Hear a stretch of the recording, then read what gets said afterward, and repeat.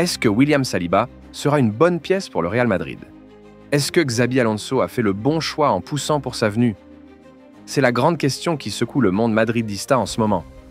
Aujourd'hui sur Casablanca News, on va décortiquer cette opération, comprendre ce qu'elle cache, analyser les risques, les bénéfices et ce qu'elle révèle du nouveau Real Madrid en pleine transformation.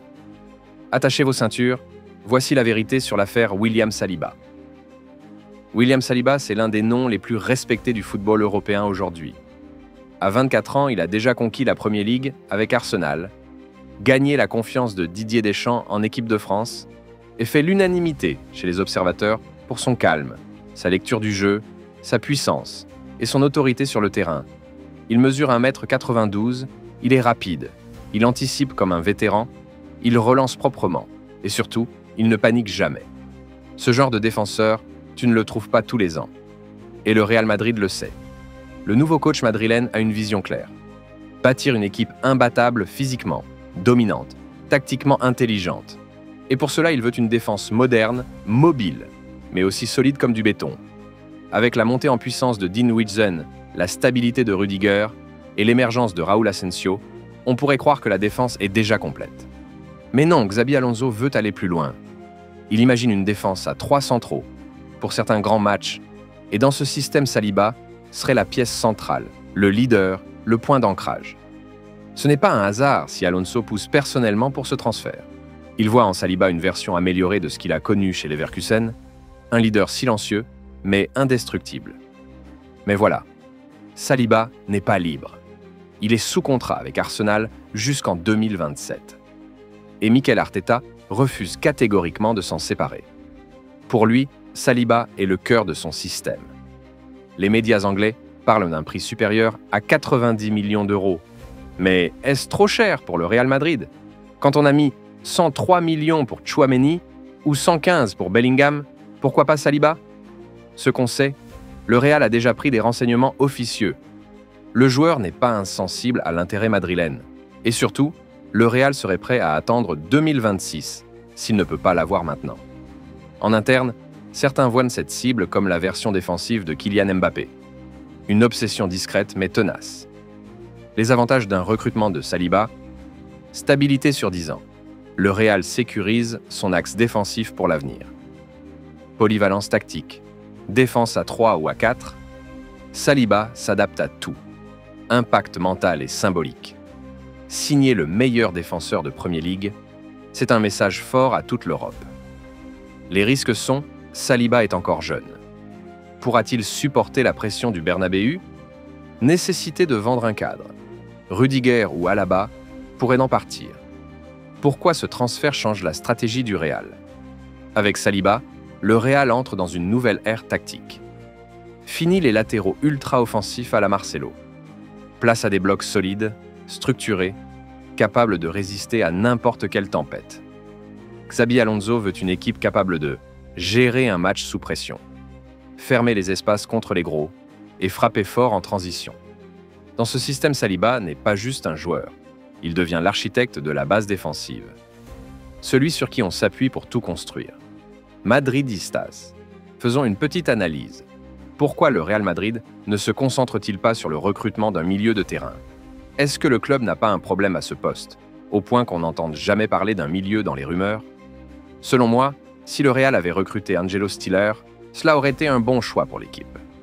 Je ne pense pas que notre milieu de terrain soit complet. La grande question que je me pose, c'est: est-ce que le Real Madrid n'a pas un vrai problème au milieu de terrain?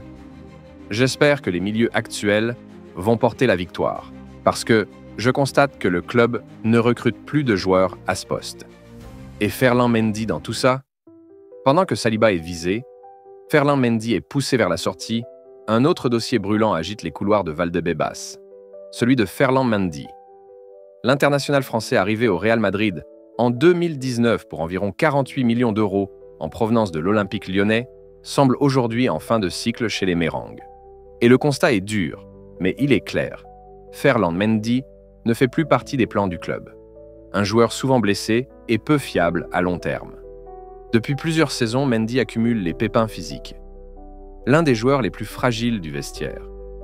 Son style de jeu très explosif combiné à son passé médical en fait un latéral peu fiable sur la durée. Et même si ses qualités défensives sont largement reconnues, certains analystes disent qu'il est l'un des meilleurs latéraux défensifs au monde.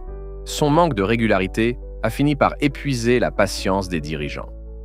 Quand un joueur est plus souvent à l'infirmerie qu'à l'entraînement, il devient un poids mort, aussi talentueux soit-il. Et dans une équipe comme le Real Madrid, où chaque poste est censé être occupé par un joueur à 100%, cela devient insupportable sportivement. Une valeur marchande en baisse, mais une dernière chance pour vendre. Aujourd'hui, Ferland Mendy ne vaut plus les 48 millions déboursés en 2019. Mais le Real Madrid espère encore tirer 15 millions d'euros de sa vente cet été. Une somme raisonnable qui reflète sa valeur actuelle sur le marché. Cette étiquette attire cependant plusieurs clubs français.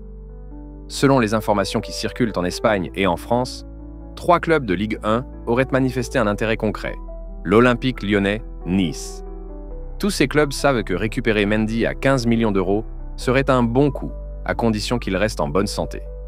Mais au-delà de la logique sportive, le départ de Mendy est aussi une décision financière. Il touche un salaire élevé, estimé entre 4 et 5 millions d'euros par an.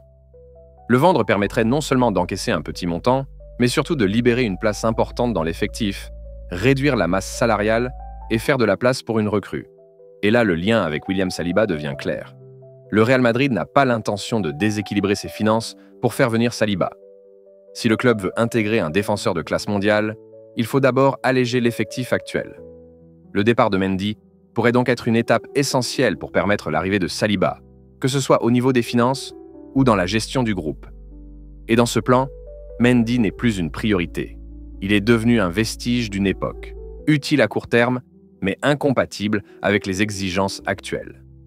William Saliba n'est pas encore au Real Madrid, mais son nom circule avec insistance. Et s'il signe, il ne viendra pas pour être une option, il viendra pour être un pilier, un leader. Reste à savoir si Madrid osera faire ce pari. En tout cas, la question est posée. Est-ce que Saliba est le futur mur du Bernabéu? Nous, on pense que oui. À la Madrid.